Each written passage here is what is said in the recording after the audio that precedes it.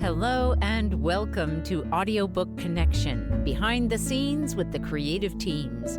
I'm Becky Parker Geist and I'm your host. Audiobook Connection is your place to learn about the audiobook creative process in discussions between the authors, narrators, producers, and post-production teams that bring them all together, as well as guests who have listened to the audiobooks and have questions for the creative teams. This podcast is sponsored by Pro Audio Voices, helping great stories come alive through audiobook production and marketing. Hi, I'm Becky Parker Geist. I'm the host of the Audiobook Connection podcast, Behind the Scenes with the Creative Teams. I'm also president of Bay Area Independent Publishers Association and the CEO of Pro Audio Voices, where we provide audiobook and podcast production, distribution, and marketing. And I am glad to have with me today Saul Flores Jr. He is the author of Favor in Business, Inspiring Business Stories from Great Entrepreneurs in American History. Saul, welcome. Hi, it's nice to be with you, Becky. Thank you so much. Thank you. So tell us a little bit about your background and, what got you started writing. I would say since I was in high school, I enjoyed writing as a hobby. My background, I would say education-wise, I have a degree in business. I'm an entrepreneur. I have a few businesses. I have my main business is Bella Homes. I own another construction company called Sarah Bella Homes after my two daughters, Sarah E. and Isabella. My third company is run by my wife, which is Sarah Bella Realty.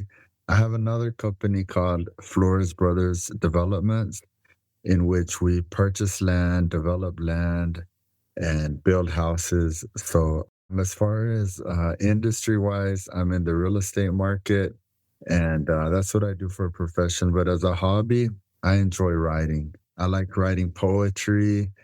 Writing is just a hobby of mine. I also have a YouTube channel called Pearls of Wisdom, and have right now around 6,000 subscribers. But I also write little videos. I'll write a little script and we'll make a little, typically they're like 60 seconds. I like to write scripts for videos, and overall writing is just a hobby and something I just enjoy doing. Yeah. Well, that's so important to be doing the things that we enjoy. So that's great. And it seems like in this book, Favor in Business, that you've kind of, in a way, you've pulled together your business entrepreneurial experience and into your writing. So tell us a little bit about that. I wanted to encourage others by what has been an encouragement to me.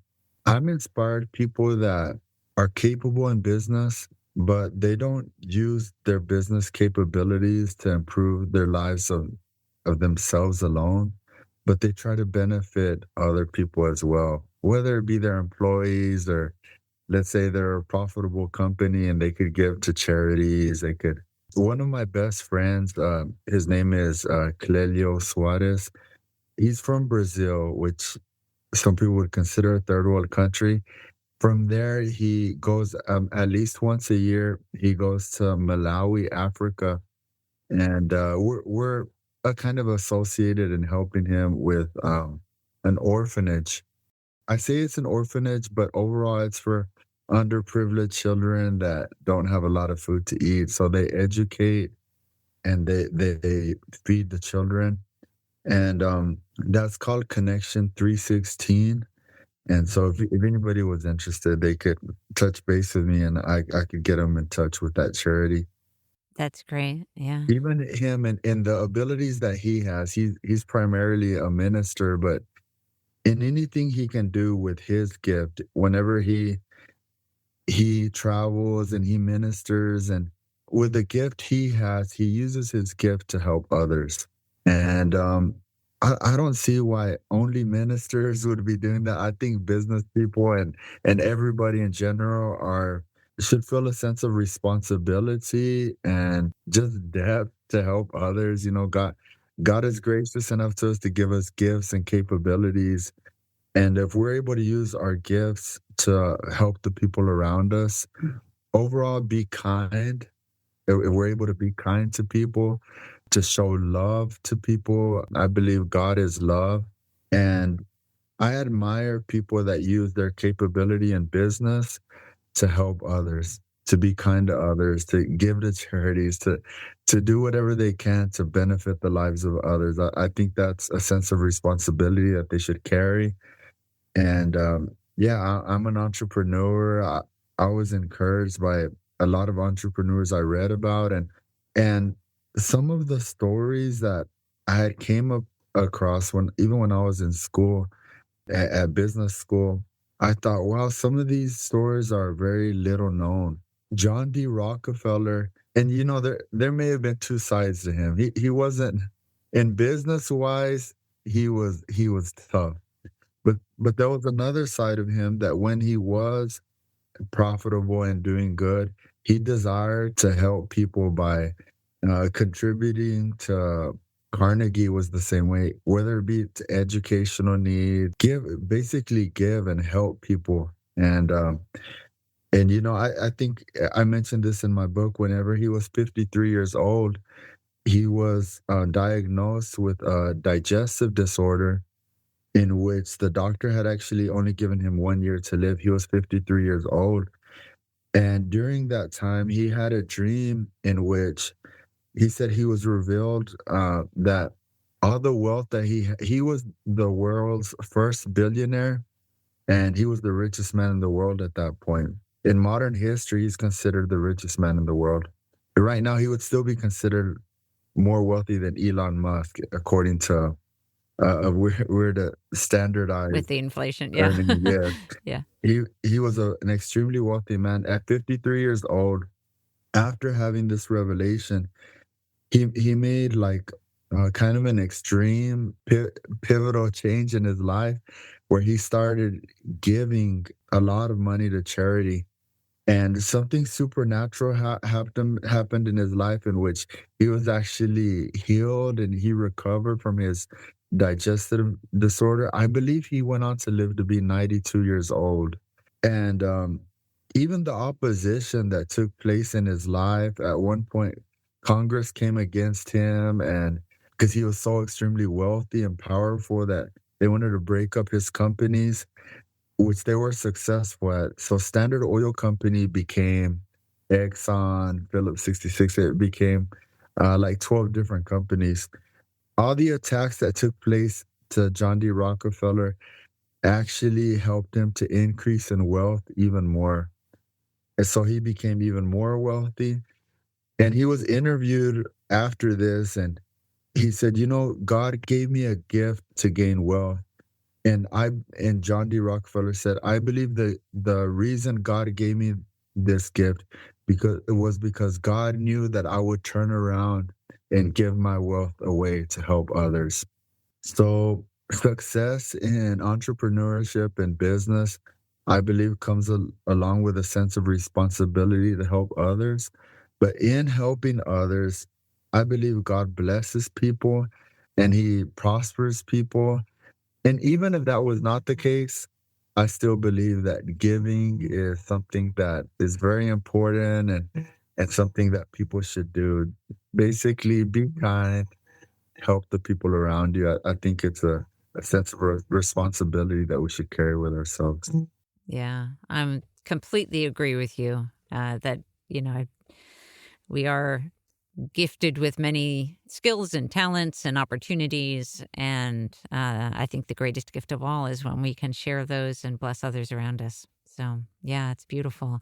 It's interesting that you mentioned Malawi because honestly, I don't think I had heard of Malawi, but now you mentioning it but we're also producing an audiobook right now, another one called Journey to 2125, and a lot of it takes place in Malawi. So it's sort of interesting. I always find it interesting when, things show up like that in what feels like very synchronous ways. It's like something more going on that we need to pay attention to.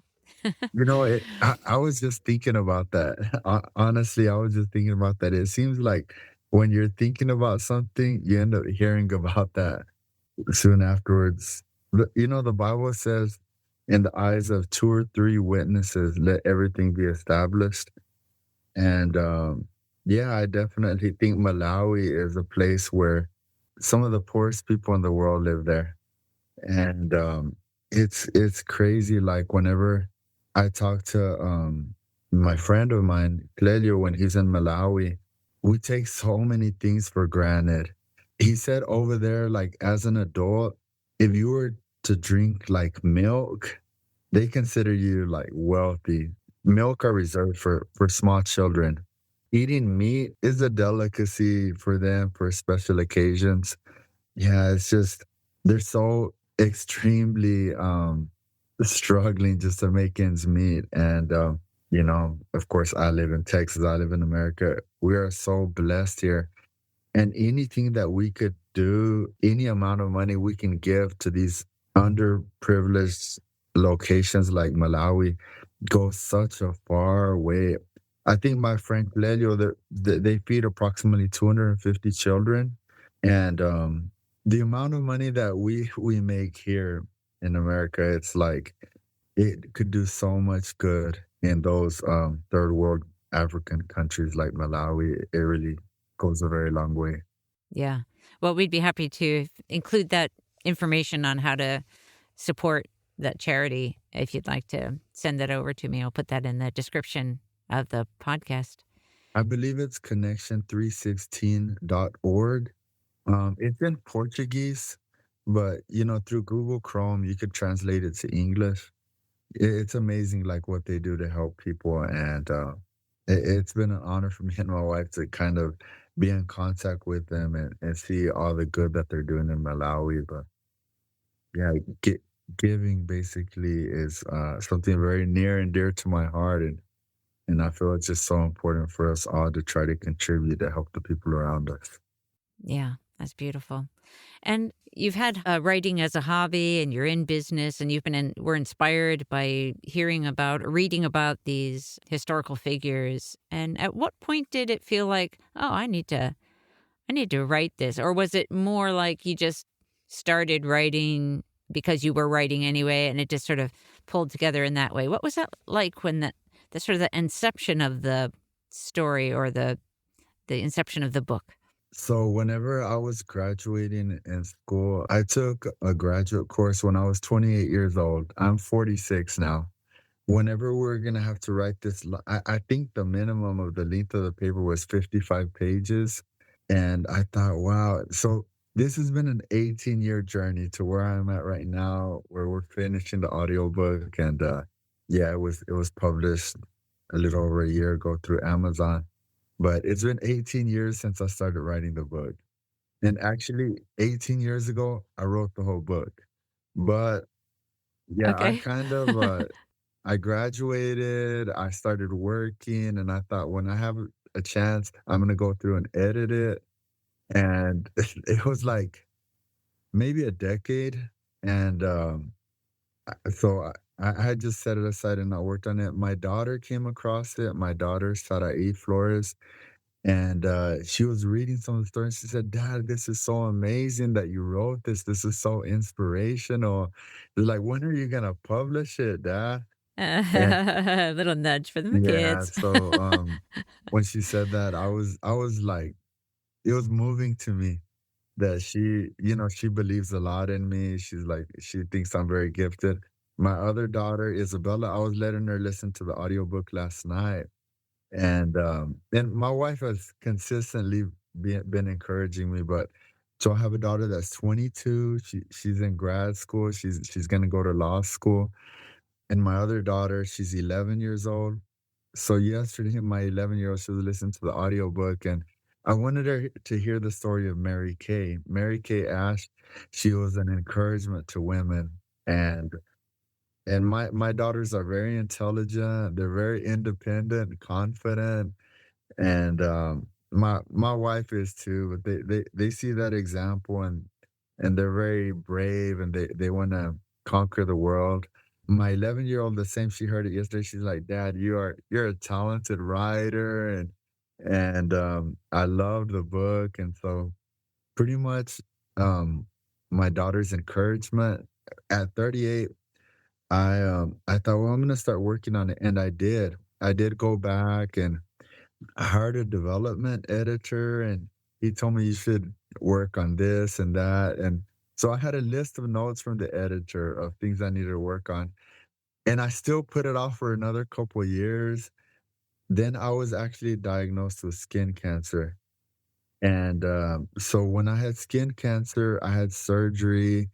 I was supposed to stay home for like, I don't remember specifically, I'll say a month while I was in recovery because they had operated on my face. I had a month to start going through the edits, and I got it finished. I went through the whole thing, and then my older daughter, she went through it with me, and she's like, "Dad, you need to reword this, you need to reword that," and so she went through the whole book with me, Yeah. and we got it done. I got all the edits finished, and there was more edits to come, but it's been a journey from from when I was 28 to where I am right now. But basically, my purpose in writing this book has been to encourage people to be giving, to be kind, to be giving, to help the people around them. And I believe, I go to church, I'm a Christian. I believe in helping your church. But honestly, I also believe in helping people generally in society. My best friend, one of my best friends, Clelio, you know, he's like, well, we want to feed these kids that go to church, but you know what? We also want to feed these kids that don't go to church.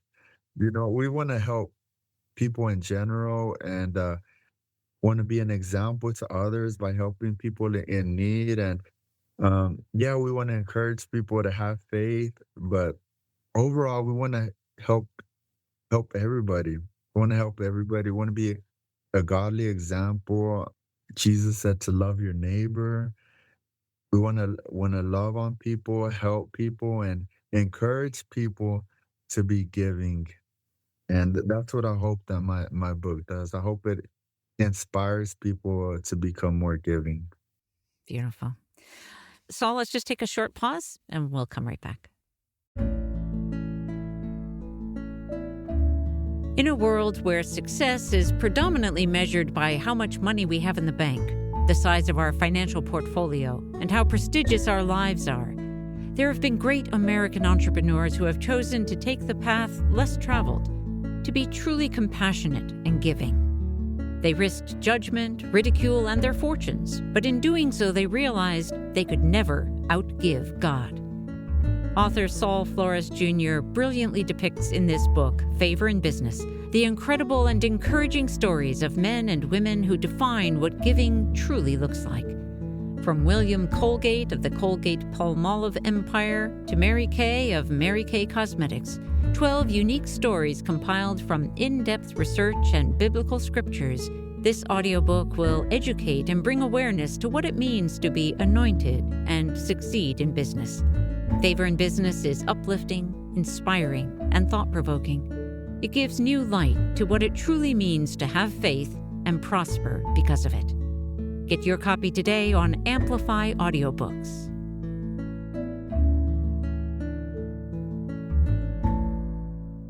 So let's talk a little bit about the audiobook process and when you decided that you wanted to get your book into audio, and talk to us a little bit about that decision and how that was for you. So when I published my book, I had another close friend of mine who passed away. His name is John Mark.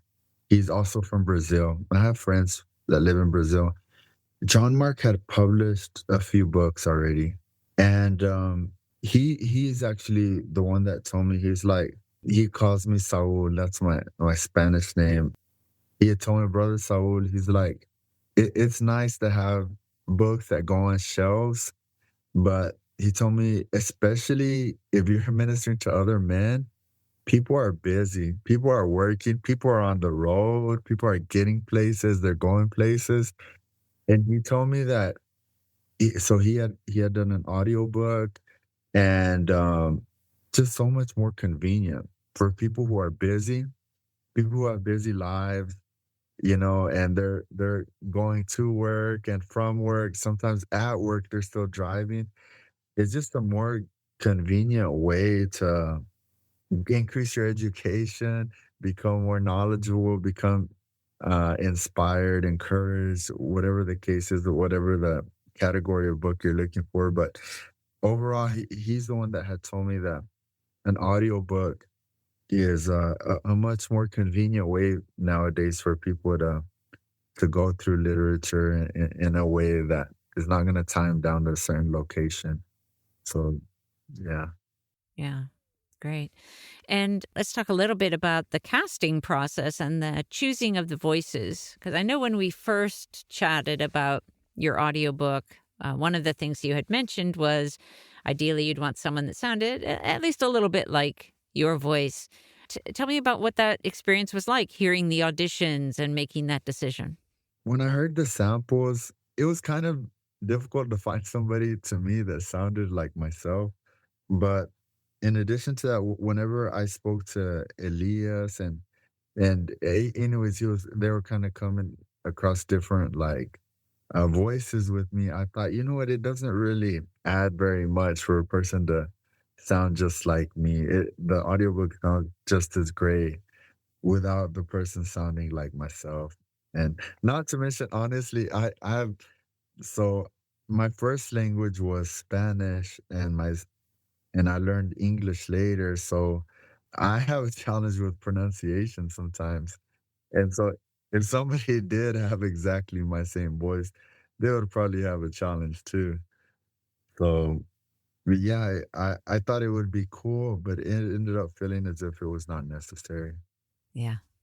What would you say is in terms of the audiobook production process and your experience with it? Anything that either stands out to you about the process that may be something that was surprising to you?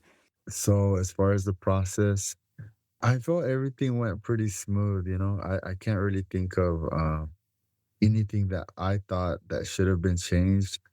Sometimes it's a challenge for me because, of course, I prioritize work, and so just making time to work on the book, just making decisions and things. So yeah, that could be a challenge, but it was a smooth process as far as yourself, Becky, and everybody else involved. Everybody was very polite and patient with me, and it was a very smooth process. I didn't have any difficulties at all. It was smooth. Great. And how can our listeners learn more about you and your writing? Do you have a website you can share with them?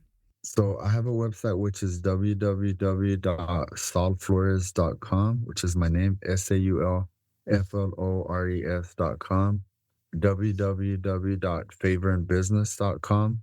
So yeah, that's how they can get my book. And I'm sure once it's on Audible, I'll have a link on the website as well.